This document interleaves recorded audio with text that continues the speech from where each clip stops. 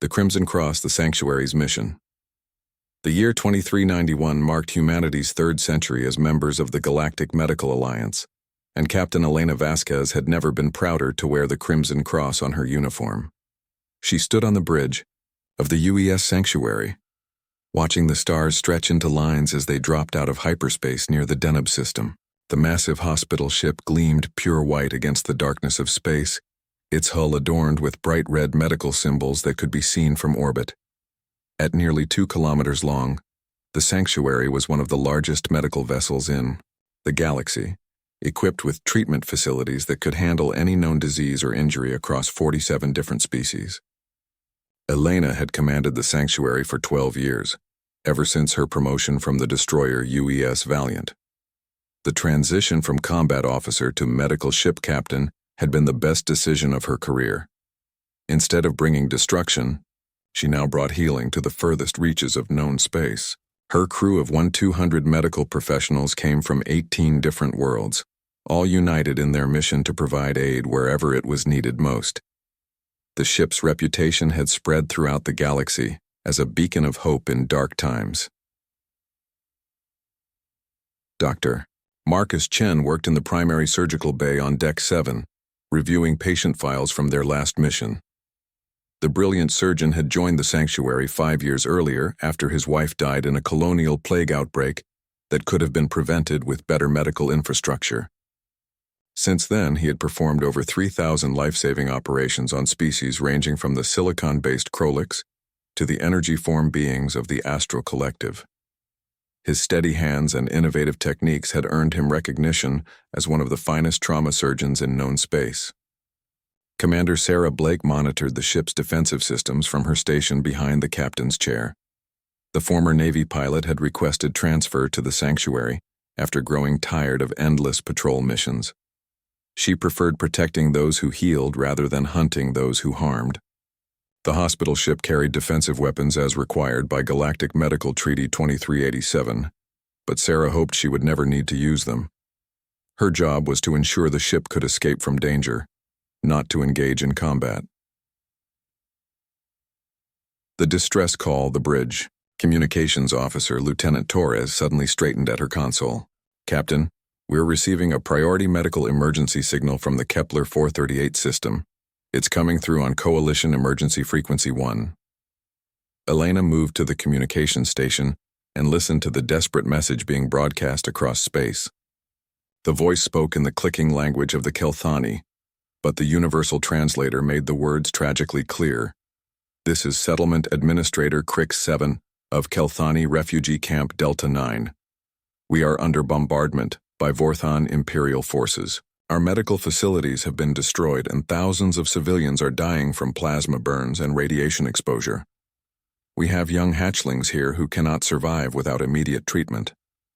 Please, anyone who receives this message, we need medical evacuation immediately." The message repeated continuously, growing weaker with each transmission as the settlement's power systems failed. Elena knew the Kepler 438 system was deep in contested space, where the Vortan Empire had been expanding their territory through violent conquest. The Kelthani were a peaceful species of artists and philosophers who had fled their homeworld when the Vorthons invaded their system. Most galactic powers considered the refugee settlements to be too dangerous to approach. Dr. Chen's voice came through the intercom from the surgical bay. "Captain, I monitored that transmission down here. If those people are suffering from plasma burns and radiation sickness, they have maybe 18 hours before organ failure becomes irreversible. We're the only medical ship within 3 days' travel of their position." Sarah checked her tactical displays and shook her head with concern. "Captain, that system is crawling with Vorthon patrol fleets. Intelligence reports indicate Admiral Blackwater's task force has been operating in that sector. He's known for attacking anything that enters what he considers Vorthan space." Elena had heard the stories about Admiral Thorn Blackwater of the Vorthan Empire. The ruthless commander had built his reputation by destroying civilian transports and bombing refugee camps. His flagship, the VES Worldbreaker, was one of the most feared vessels in the galaxy. But Elena also knew her duty as a medical officer and as a human being. "How many refugees are at that settlement?" she asked. Lieutenant Torres checked the Coalition refugee database. Records showed 2,847 registered Kelthani refugees, including approximately 900 hatchlings under the age of maturity. It's primarily families who escaped the Vorthan occupation of Kelthani Prime. The bridge fell silent as everyone understood the magnitude of what they were being asked to do. Nearly 3,000 innocent beings were dying while military powers argued over territorial boundaries. Elena made her decision with the same conviction that had made her a successful combat officer years earlier. Set course for Kepler 438, maximum hyperspace velocity. Send a message to Earth Medical Command informing them of our emergency mission. Make sure our medical transponder is broadcasting on all frequencies and all languages. The rescue mission. The journey to Kepler 438 took 14 hours at maximum hyperspace velocity. During the trip, Dr. Chen and his medical teams prepared the ship's emergency treatment facilities for mass casualties. They converted cargo bays into temporary medical wards and prepared thousands of doses of universal healing compounds that worked on most known species. The sanctuary could accommodate up to 4,000 patients in emergency conditions, though it would mean cramped quarters for everyone aboard. Commander Blake spent the travel time reviewing intelligence reports about Vorthan fleet movements in the contested sectors. The Vorthans were expanding aggressively in all directions, claiming new systems for their empire through military conquest. They had declared the Kepler 438 system to be under Vorthan protection, which meant they considered any foreign vessels to be invaders. Blake made sure all defensive systems were charged and ready, though she prayed they would not be needed. Elena walked through the ship during the journey, speaking with crew members from different species who had volunteered for this dangerous mission. Human doctors worked alongside Altarian nurses, while Centauri engineers maintained life support, systems that would soon be pushed beyond their designed capacity. Everyone understood the risks, but none of them had suggested turning back. The crew of the sanctuary lived by a simple principle. Wherever there was suffering, they would bring healing. When they dropped out of hyperspace at the edge of the Kepler 438 system, the scene that greeted them was heartbreaking. The planet's surface glowed with the fires of orbital bombardment, and the space around it was filled with debris from destroyed civilian ships. The Kelthani refugee settlement had been built in underground caverns for protection, but Vorthon plasma cannons had collapsed many of the tunnels. The sanctuary's sensors detected thousands of weak life signs scattered across the planet's surface. Elena ordered the ship to take position in high orbit above the largest concentration of survivors. Begin emergency evacuation procedures immediately. All medical teams to transporter stations. I want continuous beam-out operations until every living being is aboard this ship. The evacuation took 68 hours of non-stop work.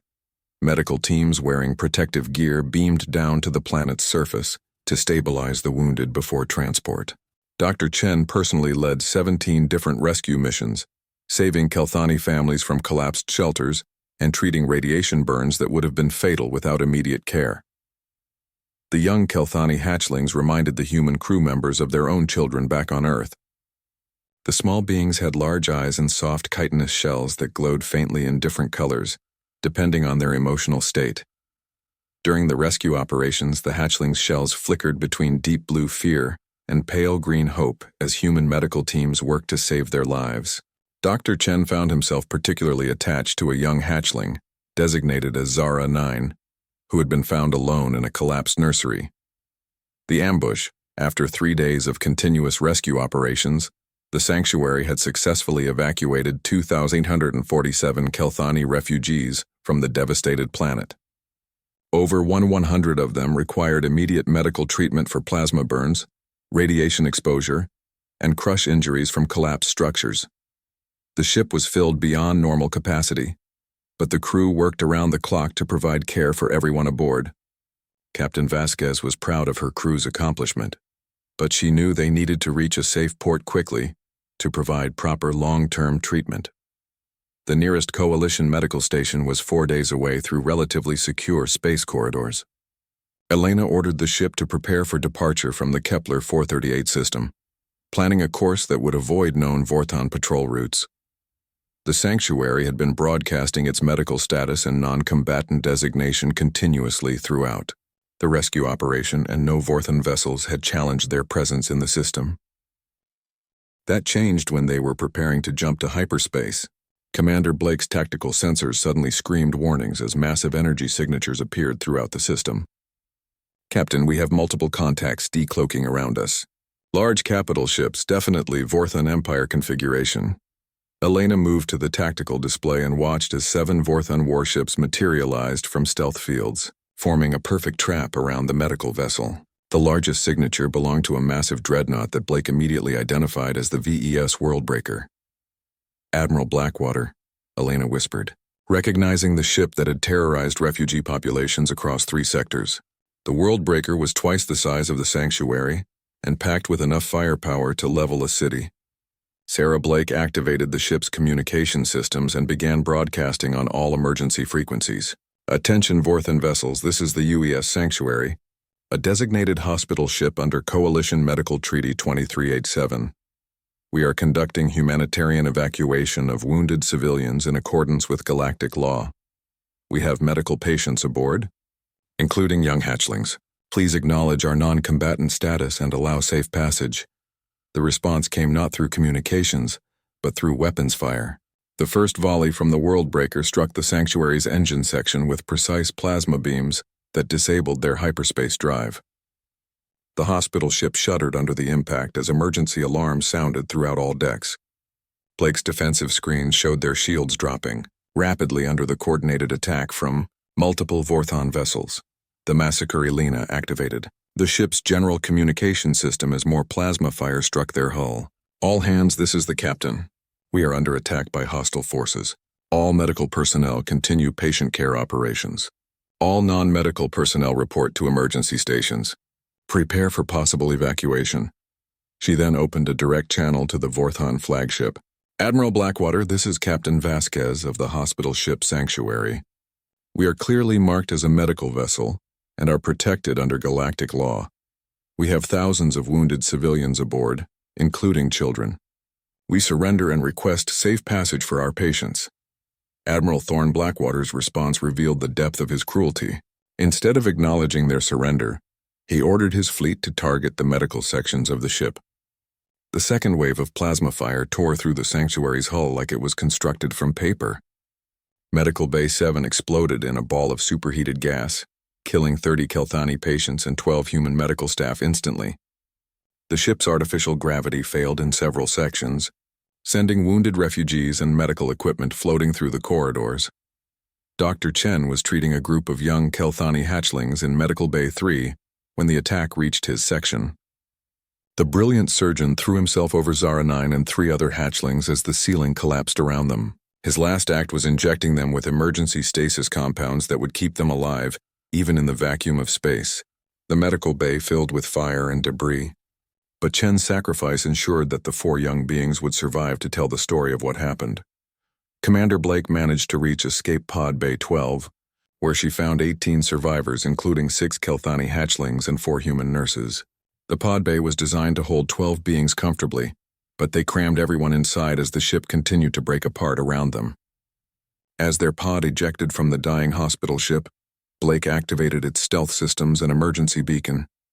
Through the pod's small viewport, she watched in horror as the Worldbreaker began, systematically hunting down and destroying every other escape pod that launched from the Sanctuary.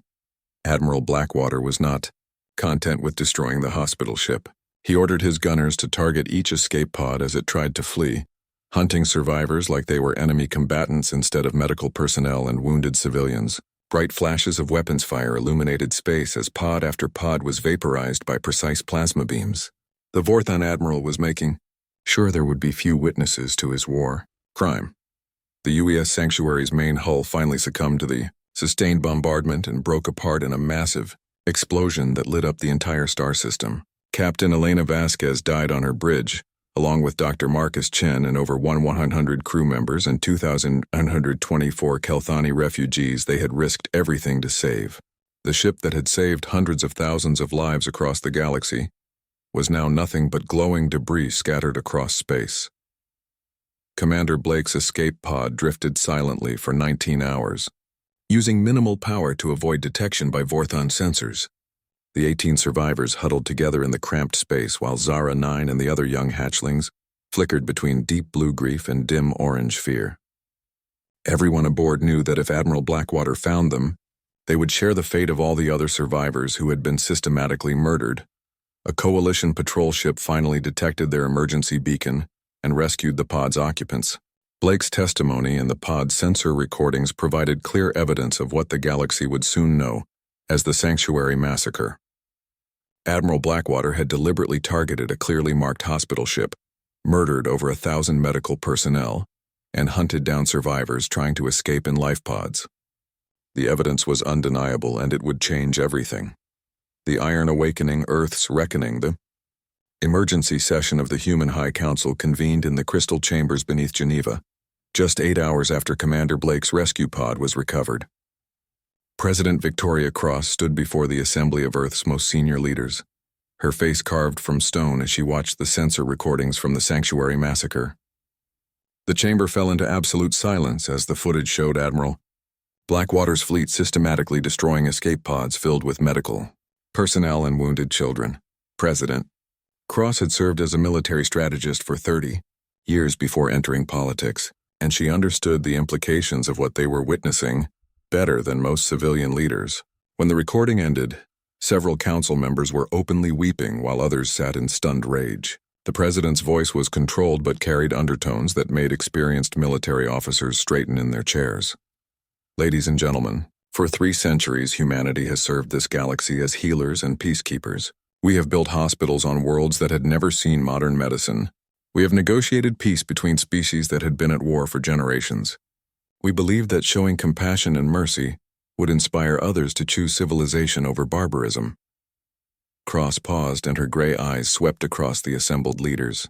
Yesterday, Admiral Blackwater of the Vorthan Empire showed us what he thinks of our compassion. He used it as a weapon against innocent people who trusted us to protect them.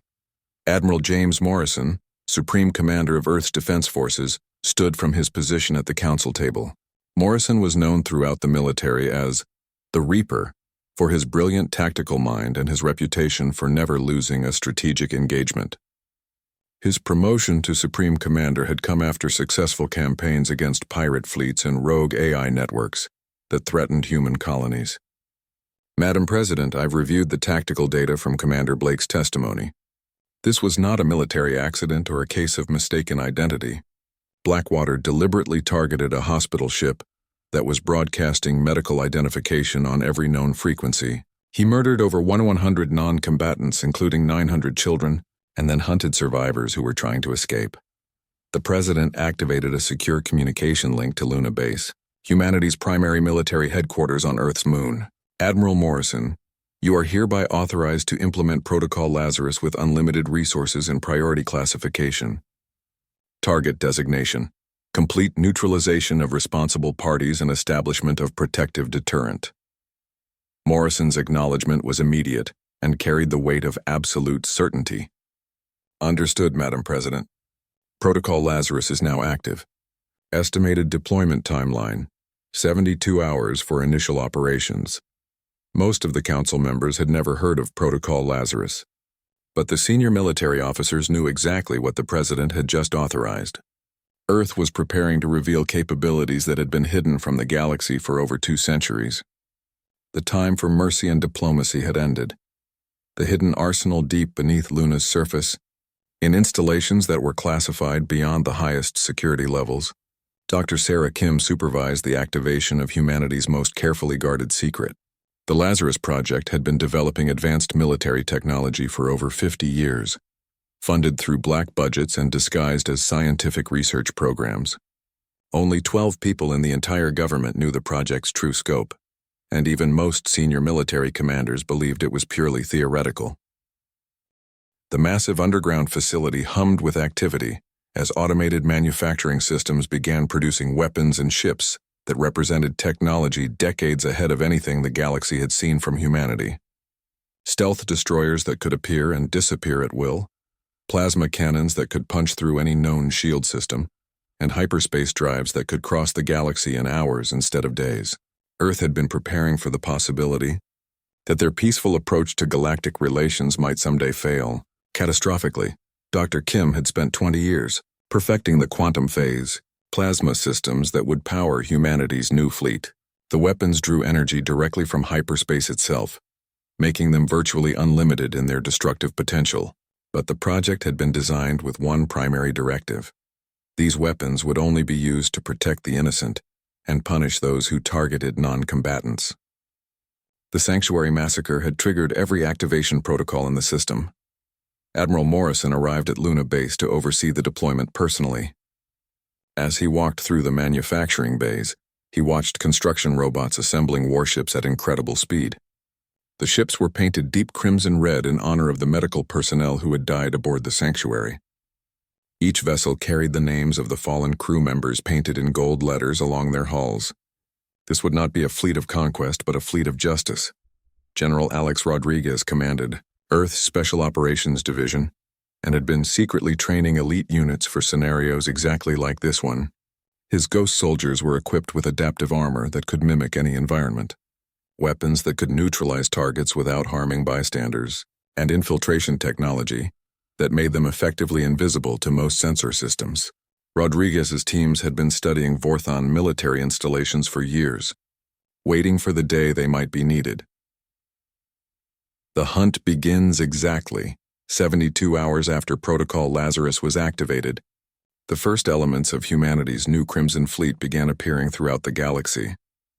The ships emerged from hyperspace using stealth systems that made them undetectable to conventional sensors, positioning themselves near every major Vorthon military installation simultaneously.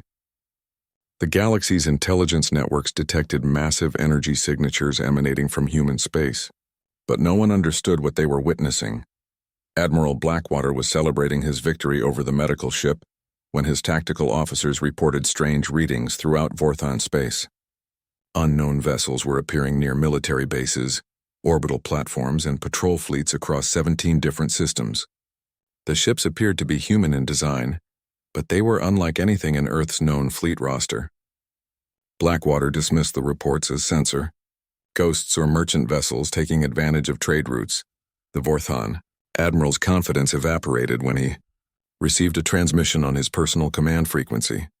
The message was simple and delivered in perfect Vorthon military protocol. Admiral Thorne Blackwater, you are charged with the murder of 1,124 non-combatants aboard the medical vessel UES Sanctuary. Surrender immediately for trial before the Galactic Court of Justice, or face the consequences of your actions.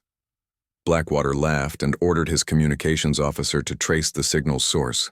Instead of finding the transmission origin, his sensors detected 12 massive warships decloaking around the Worldbreaker. The crimson-painted vessels were larger than anything in the Vorthon fleet, and their energy signatures indicated weapon systems that defied known physics. The lead ship identified itself as the UES Retribution, and its captain spoke with the calm authority of someone who held absolute power. Admiral Blackwater, this is Captain Maria Santos of the Earth Defense Force.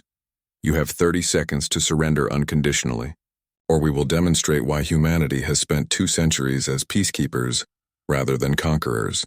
We prefer healing to killing, but we are exceptionally good at both. The Vorthon Admiral had built his reputation on intimidating weaker opponents, but he had never faced humanity's true military potential. His response was to order his entire fleet to open fire on the human vessels. Divine retribution. The battle that followed lasted exactly 4 minutes and 17 seconds. The Crimson Fleet ships moved through space like living beings, dodging Vorthon plasma fire with impossible agility, while returning devastating attacks that overwhelmed enemy shields instantly. The quantum phase weapons carved through Vorthon armor like it was decorative metal, while human point defense systems intercepted every incoming projectile with mathematical precision. Admiral Blackwater watched in horror as his flagship's weapons had no effect on the human ships. Their shields absorbed plasma beams that should have destroyed any vessel, while their return fire systematically disabled Vorthon systems without destroying the ships entirely. The humans were not trying to kill everyone aboard. They were demonstrating complete technological superiority while preserving the lives of ordinary soldiers who had simply been following orders. The Worldbreaker's engines failed first, followed by weapon systems, life support, and finally artificial gravity. The massive dreadnought drifted helplessly in space as human boarding pods attached to its hull. General Rodriguez's ghost soldiers moved through the ship like shadows, neutralizing security systems and reaching the bridge before Vorthon Marines even knew they were aboard. Admiral Blackwater found himself surrounded by humans in adaptive armor that seemed to shift and flow like liquid metal. Admiral Thorne Blackwater. General Rodriguez's voice came through external speakers since his armor made him effectively invisible. You are under arrest for crimes against sentient life, violation of medical neutrality treaties, and murder of non-combatants. You will be transported to Earth for trial before representatives of all species whose citizens you murdered. The Vorthon admiral tried to reach for his sidearm, but discovered that his hands would not obey his commands. Human stun technology had paralyzed his nervous system without causing permanent damage. Within 6 hours, similar scenes played out across Vorthon space, as the Crimson Fleet systematically captured every officer who had participated in attacks on civilian targets. The human forces demonstrated capabilities that shocked military analysts throughout the galaxy.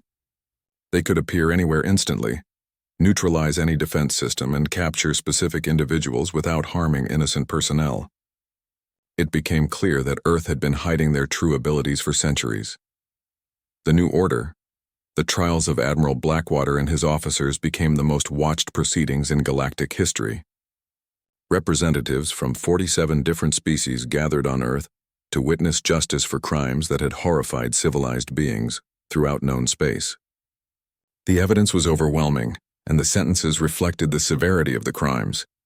Blackwater himself was sentenced to life, imprisonment on a prison world where he would spend his remaining years providing medical care to refugees of war.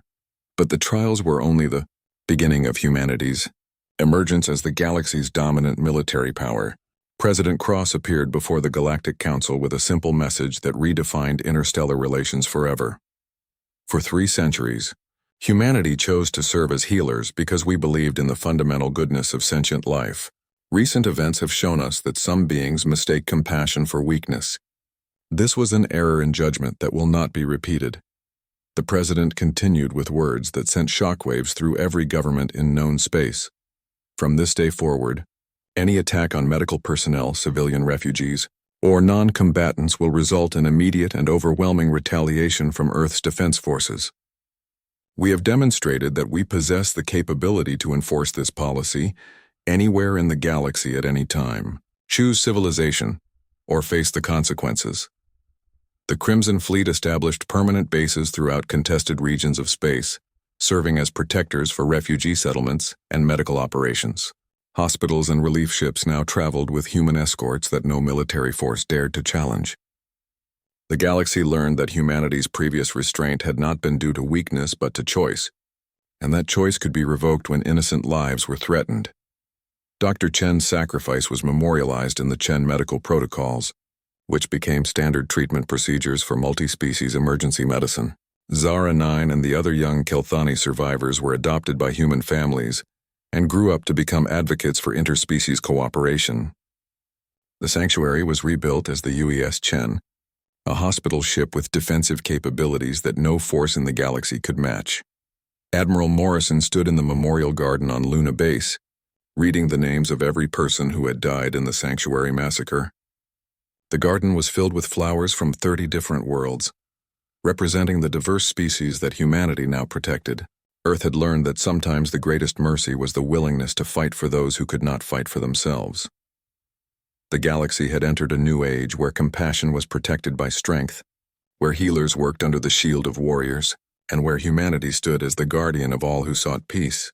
The Iron Fist had emerged from within the velvet glove, and the universe was safer for it.